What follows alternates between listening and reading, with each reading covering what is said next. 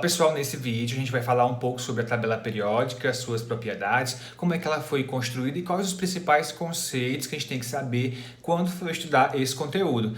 Mas antes, se inscreve no canal, curte, comenta e compartilha.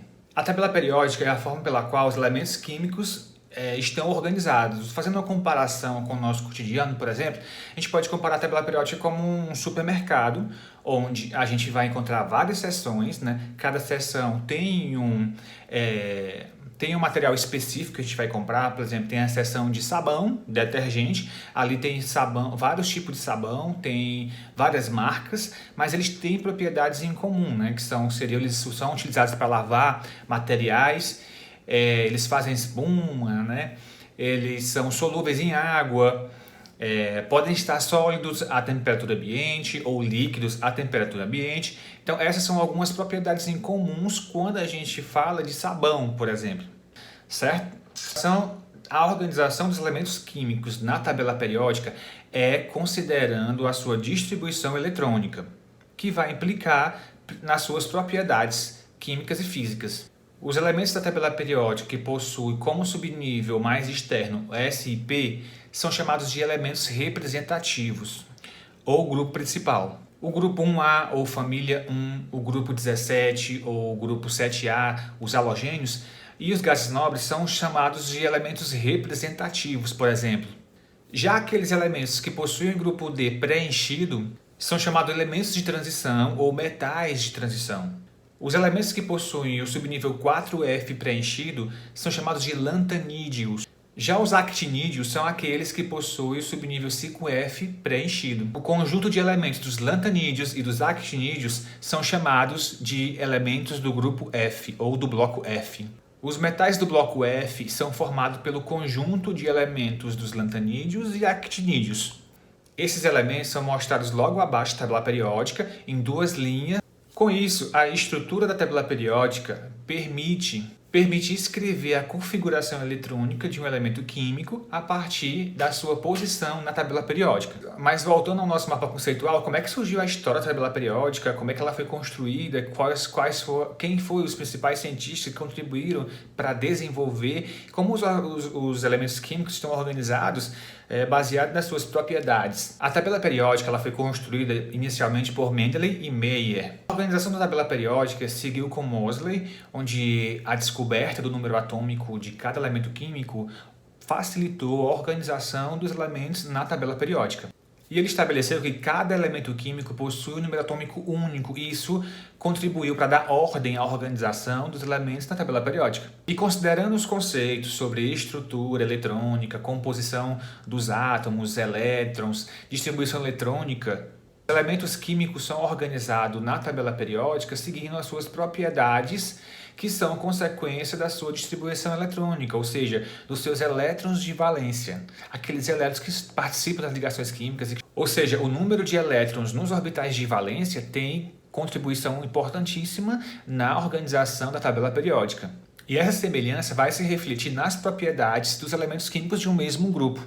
Já as diferenças nas propriedades de elementos de um mesmo grupo se dá porque seus orbitais de valência estão em diferentes níveis. Nesse contexto, a gente já pode falar um pouco sobre as propriedades dos elementos químicos, o que de fato realmente vai contribuir para que eles expressem propriedades físicas e químicas diferentes ou semelhantes. Na verdade, a gente tem que entender o conceito de carga nuclear efetiva. A carga nuclear efetiva vai contribuir significativamente para determinar as propriedades físicas e químicas dos elementos. Ou seja, a carga nuclear efetiva seria, em outras palavras, a influência que o núcleo dos átomos influencia sobre seus elétrons, principalmente aqueles mais externos.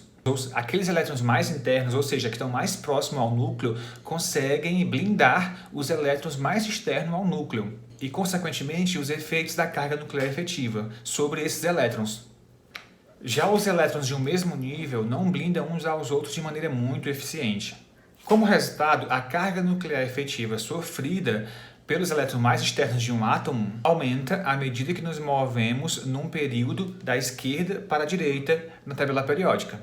Nesse contexto, seguindo nosso mapa conceitual, a gente pode falar um pouco das principais propriedades dos elementos químicos na tabela periódica. A primeira delas é o raio covalente, ou raio atômico. O raio covalente está relacionado na medida nas distâncias que separam os átomos em seus compostos químicos. Em geral, o raio atômico aumenta à medida que descemos numa coluna da tabela periódica e diminui à medida que vamos da esquerda para a direita num período da tabela periódica. É importante a gente explicar esse conceito quando a gente estiver aplicando a íons, que são cátions com carga positivas, e ânions, que possuem carga negativa. Normalmente, o cátion possui raio atômico menor do que o seu átomo que lhe deu origem, e um ânion possui um raio atômico maior do que o átomo que lhe deu origem. Quando a gente fala de série isoeletrônica, o que é uma série isoeletrônica? Uma série isoeletrônica é uma série que possui íons com a mesma quantidade de elétrons. Nesse caso, o tamanho diminui à medida que aumenta a carga nuclear, uma vez que os elétrons serão mais fortemente atraídos pelo núcleo do átomo. Outra propriedade importante, quando a gente fala de propriedades periódicas ou propriedades dos elementos químicos da tabela periódica, é a energia de ionização. E o que é energia de ionização? Energia de ionização de um átomo é a energia mínima necessária para se retirar um elétron de um átomo isolado no estado gasoso, consequentemente formando um cátion. A segunda energia de ionização é a segunda energia necessária para retirar um elétron desse cátion, e assim sucessivamente. E à medida que os elétrons forem sendo retirados desse átomo, os elétrons que ficam no átomo eles vão sofrer maior carga, maior efeito da carga do núcleo do átomo, e consequentemente ele vai atrair com mais força para próximo a ele. E como consequência, é necessário fornecer sempre uma maior quantidade de energia para que seja retirado um próximo elétron desse átomo.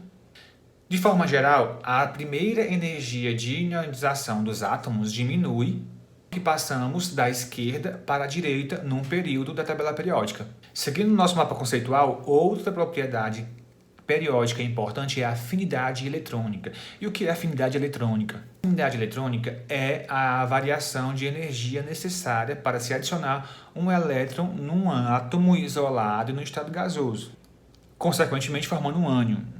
Uma afinidade eletrônica negativa significa que esse ânion é estável. Uma afinidade eletrônica positiva significa que esse ânion não será formado prontamente. Com isso, as afinidades eletrônicas se tornam mais negativas à medida que vamos da esquerda para a direita num período da tabela periódica. Os halogênios são os elementos da tabela periódica que possuem a afinidade eletrônica mais negativa.